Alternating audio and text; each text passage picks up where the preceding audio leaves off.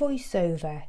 Title: Curating Community and Networking with Jayne Graham McMorrow. Hello, welcome to this interview about curating with Jayne Graham McMorrow, Director of the Queer Film Network. My name's Binnie. I'm also joined here by my colleague Christian Klesse. Before we go any further, we're just going to do a quick audio descriptor of ourselves. So my pronouns are he, him. I'm a balding, got a shaved head, sitting in, white. I'm in my mid-50s, I've got a round face, I'm wearing glasses, and I'm wearing a checked, blue and white checked shirt with claret V-neck sweater. And I also have glasses on. And I'm sitting in my study with a grey background with some bookshelves as well to one side. My name is Christian. I use the pronouns he and him. I'm a fairly smallish person, and I've also got very short cropped hair, a shaven head, and I'm wearing dark reddish glasses. I'm a white person. I wear 2 earrings. I wear a rusty red colored t-shirt and a vest.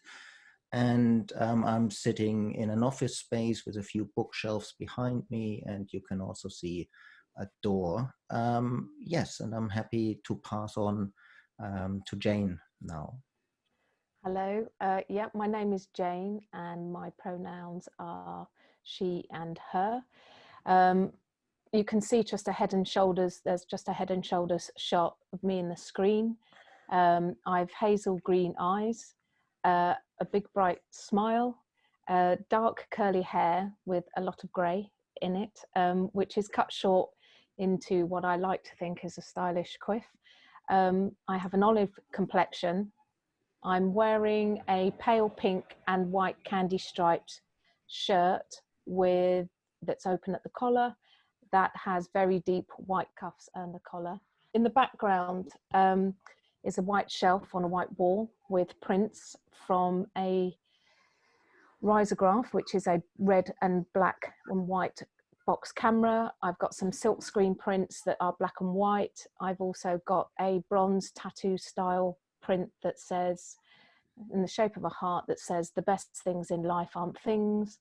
And I've also got a bar card from Porto in Portugal with a very nice typeface on it in red and black that says Casa Vasco. I'm a graphic designer, that's why I've got prints and typefaces up on my wall, and this is my spare room, but also my design studio. Jayne, thank you for joining us. Can you just start by saying, just telling us a little bit about your experience in organising queer film events and what inspired you to get involved in the first place? Sure, yeah. I got primarily involved because I've got a passion for watching films, which I've had since I was a kid. And in the 90s, I set up a production cooperative called ATV, Action Time Vision, with a friend of mine, John Mayford. And we made community films primarily based on themes around racial diversity and migration in Bristol. We also worked with a street gang and created a theatre and film promenade performance. And also we used to curate film programmes and tour them around film festivals, or well, mostly actually just regular, festivals. And we also had a mobile cinema in a geodesic dome, and we would take part in youth events or put on youth events, creating cinema spaces and workshops. Then a little time passed, we did that for quite some time, and then I moved on we closed that because we both moved in different directions, and I moved on in 2010. I started volunteering with Bristol Pride, and I went on to become the programmer of their films, and later I launched Queer Vision, which is Bristol Pride's film festival, and I set that up in its own entity because that meant it was able to function outside of the 2 weeks of the Pride Festival, because there's lots of other events that are significant in the LGBTQIA calendar that I wanted to respond to with films, and also some films that are very specific to some events. Like we used to create a program around National AIDS Day, International AIDS Day, and also LGBT History Month, and maybe partner with people. So it gave us that flexibility. And then during that time, I also launched the Queer Film Network, which was in 2005, the launch, after coming together with other programmers at Iris Prize Festival in Cardiff, which some of you may well know of, especially probably our international friends, because of the Iris Prize. So after coming together with other programmers and seeing the power and benefits of sharing information and expertise, it was a kind of no-brainer really that there should be a network. And with the agreement of 3 other programmers to all take the helm of QFN for a year each, that was Bowen Rowlands of Iris Prize, Joan Burnett from Liverpool Pride, and also Helen Wright from SQUIF, Scottish Queer International Film Festival. And we were supported by the Southwest and Welsh hubs, and the film hubs here in the UK are kind of like community functioning arms of the BFI, the British Film Institute. My day-to-day work is I'm a graphic designer, so that meant that I could brand and design all the assets and all the work for each of the projects, which I really enjoyed doing, so that kind of helped. And at present, I'm the director, one of the directors of Queer Film Network, and Joan Burnett is our current chair, and I'm her second. So there you go, it's my history. That's great, thank you, Jayne. Based on your own experience, can you just say a little bit about what you think are the most important practical issues to consider for anyone starting to programme or curate a queer film festival? Okay, well that's a big question, just to say, because there's lots of elements to it. I suppose the first thing to say is you don't have to be an expert. I certainly wasn't an expert when I started programming for Bristol Pride. So I would say that, don't be worried about that. If you're passionate and you're into it, then to do it. And, you know, trial and error is a great teacher for us all. I think one of the major things outside of that, though, would be about access. And it's something that you would need to think about. I mean, it all depends whether you're programming for an existing festival or you're going to set up a new one. So there's 2 very important distinguishing elements there. But access is really, really important. And that's access to the films. So how you get access to the films, whether that be by contacting distributors, whether that is by attending film festivals yourself, and whether it's opening your festival up to submissions. So you need to think about how you're going to get hold of the films, how you're going to get content. And then you're looking at venues after that. Where are you going to screen the films? Are you going to be really DIY? Do you have equipment and people with expertise in order to put that film on? But when it comes to the actual program itself, I myself went to film festivals. That's what I did. I did that a lot. And it wasn't easy to rock up at a film festival in some city, not knowing anybody. But that's how I met people. That's how I networked. And it's really how I got access to a lot of new, fresh films, because I watched an incredible amount. So I would watch maybe 20 shorts and maybe 2 or 3 features in a day. So I was pretty prolific in my films I was watching. because I didn't want to miss anything. And if I really liked a film, I would go straight up to, if there was talent, if there was a director there, if there was a producer there, or the distributor had already got hold of the film, I would make sure I made a beeline for that person and say about my festival or about what I was trying to do, to try and get that film. How can I get this film from you? I really want to screen it, and to start to build that relationship. So it's kind of how you get yourself there. Here in the UK, if you are a member of the hub, which I recommend you do in becoming a member, you can just look that up at BFI website and look up hubs, and you will find your area. So they're distributed all around the country. And if you join, you can get a grant, and you can apply each time you want to go to a festival, and you will get, you can, if you're successful, and it's only a small grant, and you have to create a blog, supply that to them, but you will get money for travel and for entry into the film festival, which is really important. So that helped me pay my way round. No time, I didn't get paid for my time, but I did get my expenses.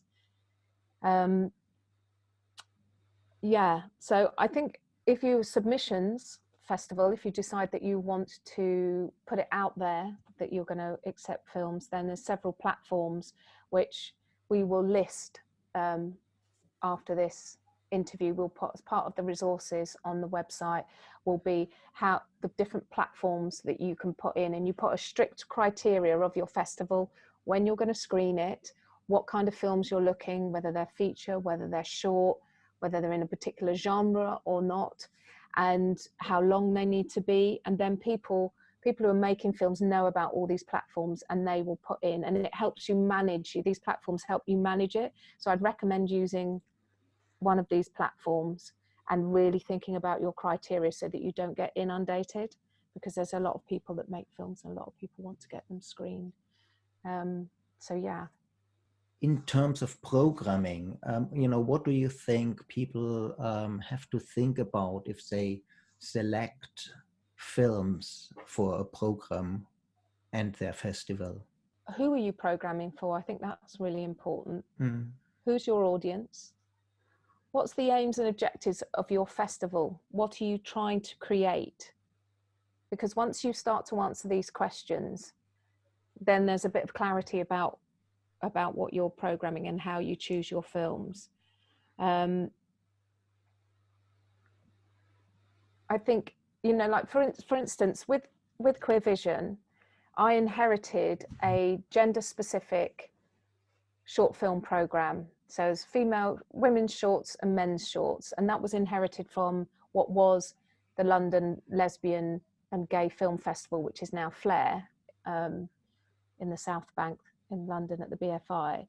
And so we inherited that, but that's not inclusive to the community, to have, gender binary films. So also it's about your content. Not only is it about your audience, but it's also the content that you're screening, because you're sticking to these binary, and it's just like, this isn't inclusive. And also it's not enabling you to get the best films and the best stories. So my intention was always to mix my program. So I moved to a mixed program, and this felt important, not only for why I've just said, but also because my experience and how I've experienced our community is that sometimes it can be very split. It can be very, and there's not a lot of cross understanding sometimes about other people's lived experiences. And I felt that by creating a mixed program, then other people would then get to see and educate themselves and understand the nuances and the humanity in everyone's lived experience, which feels really important, because sometimes there's a lot of transphobia.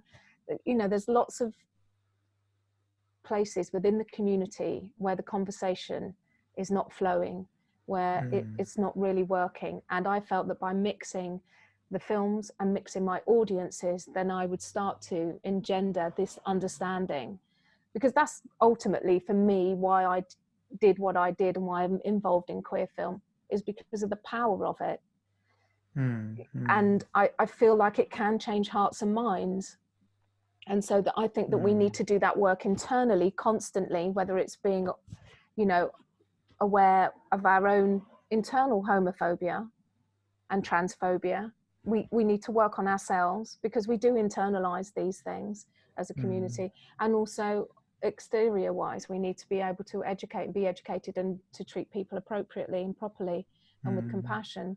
So I felt that it was a really rich way of, and also it's a very unthreatening way to do something. If you try to tell somebody that they are not being respectful by using this term or the other term, or they're not thinking in a way that is inclusive, then you'll come up with a lot of resistance. If someone is sitting in a lovely comfy chair with their friends, maybe they've got a beer, and they're looking at this and they're seeing this beautiful story unfold before them, they're more open to receive that. I think people are more open sometimes to change, and it's a gentle way of kind of speaking to people and touching people. So yeah, that's kind of, you know, that can help you. So your direction, what you're trying to do, then when you start to get films where things, you know, maybe subject matters are crossing over and things like that, you think, oh, this is very interesting, or this is telling an interesting story, it's speaking to this element or that element of society. Yeah,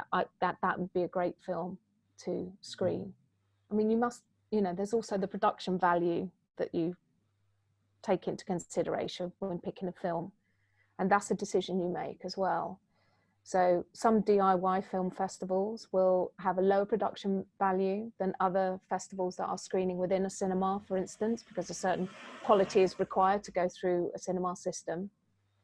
But, you know, if the story has value, and if you think and believe in that film, then you then might say, well, it doesn't matter that the production value is not that great, because the story is so strong. And a lot of people from community don't have the funding, don't have a lot of money to make the films. So sometimes they are like that.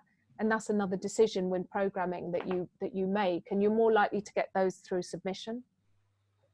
But it's a call I've often made. I'm just like, well, you know, it's not brilliant, but the story is so good that we should screen it anyway.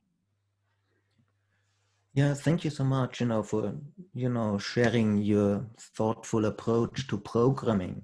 Another question we wanted to ask you is about networking, based on your experience of having set up the Queer Film Network, and knowing a lot of festivals in the UK and beyond. What do you think is the significance of networking in curating queer film festivals? From my experience with Queer Vision, we ended up being identified as a Festival of Excellence, as they call it, from Iris Prize. And now we partner with Iris Prize. So we take submissions for short film festivals, for short films, sorry. And those, the one who wins in our short film program goes straight into Best of British Iris Prize. So now what we've done is connected our festival with them. So that means that the people who are making the films have yet another avenue, another opportunity to get their films screened, but on a bigger platform, because Iris is a much bigger festival than Queer Vision. They also work with the BBC. They work with all sorts of people. And so they're elevating, and that short film program from them, Best of British, is then that goes out to loads of other festivals as well. So people get more screening opportunities from that. So we're building an actual opportunity for more screenings, because that's what all of the festivals want as well, is we want more films to go to more places, to reach more people, and that's to within the community and outside of the community. Like, we want the industry to grow, and all of our small festivals have a knock-on effect at being able to grow that industry that little bit more, because it creates yet another opportunity. Power of coming together is immense, and I would recommend networking. I mean, there's lots of probably networks out there in Europe as well, but yeah, QFN's open to European members as well, by the way, just saying. But yeah, we can all learn and grow from each other, and because we are showing different types of films, we're all screening at different times of the year, we're in different parts of the country, we're not competing with each other. So there is not a competition, and that's quite different from the regular film industry. And we wanted to be different. queer film is different. The queer community is different in that aspect, and we didn't want to be in competition. We wanted to help each other because we're all really at the same, going towards the same direction ultimately, I believe. Conversation with Jayne Graham McMorrow. Interviewers Binnie and Klesse. Funders Ruckus, the Research Centre for Applied Social Sciences. Part of Queer Resource. Copyright Manchester Metropolitan University.